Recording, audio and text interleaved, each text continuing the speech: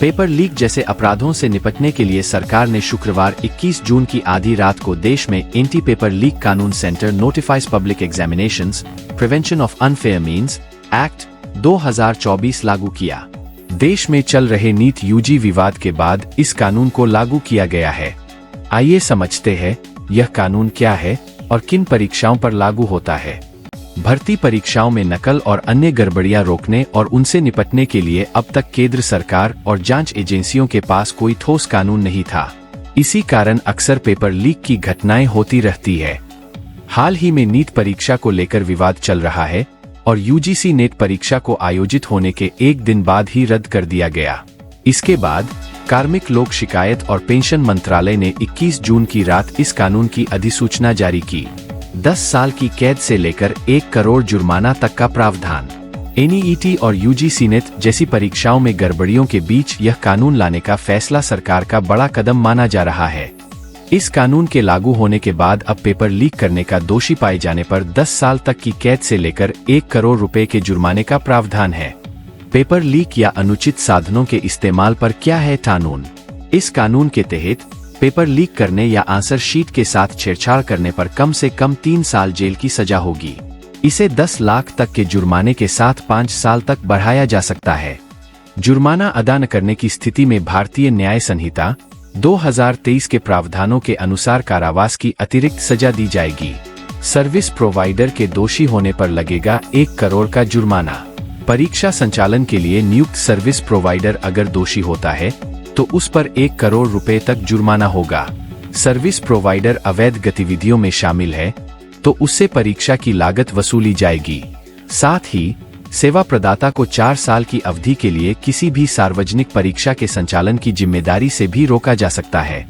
यदि कोई संस्था संगठित अपराध करने में शामिल है तो उसकी संपत्ति कुर्की और जब्ती के अधीन होगी और परीक्षा की आनुपातिक लागत भी उससे वसूली जाएगी।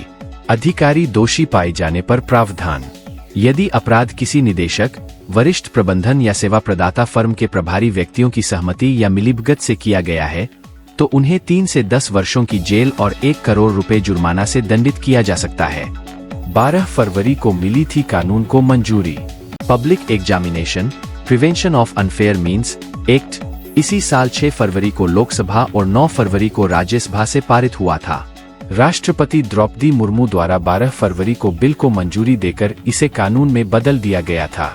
इस कानून में संघ लोक सेवा आयोग, यूपीएससी, कर्मचारी चयन आयोग, एसएससी, रेलवे भर्ती बोर्ड, आरआरबी, बैंकिंग कार्मिक चयन संस्थान, आईबीपीएस और नेशनल टेस्टिंग एजेंसी एनटीए की परीक्षाएं शामिल होंगी।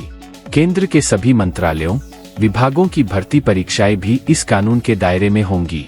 इसके तहत सभी अपराध संज्ञेय और गैर जमानती होंगे। नीट विवाद एक नजर में। दरअसल मेडिकल प्रवेश परीक्षा नीट इन दिनों विवादों में है। नेशनल टेस्टिंग एजेंसी एनटीए द्वारा यह परीक्षा 5 मई को आयोजित की गई थी। लगभग 24 लाख अभ्यर्थी परीक्षा में शामिल हुए थे। परीक्षा के आयोजन के दौरान से ही पेपर लीक होने के आरोप लगने लगे।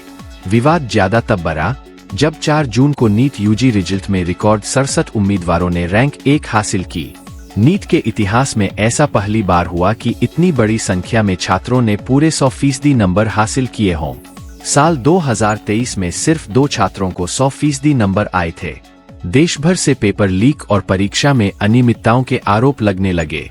मामला सुप्रीम कोर्ट पहुंचा, जिसके बाद केंद्र ने ग्रेस मार्क्स वाले 1563 स्टूडेंट्स के स्कोर कार्ड रद्द कर दिए गए और 23 जून को दोबारा इनकी परीक्षा लेने की बात कही।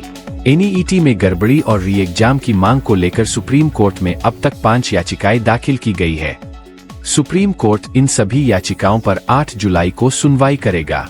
हालांकि कोर्ट ने एग्जाम को रद्द करने और 6 जुलाई से होने वाली काउंसलिंग पर रोक लगाने की मांग खारिज कर दी है।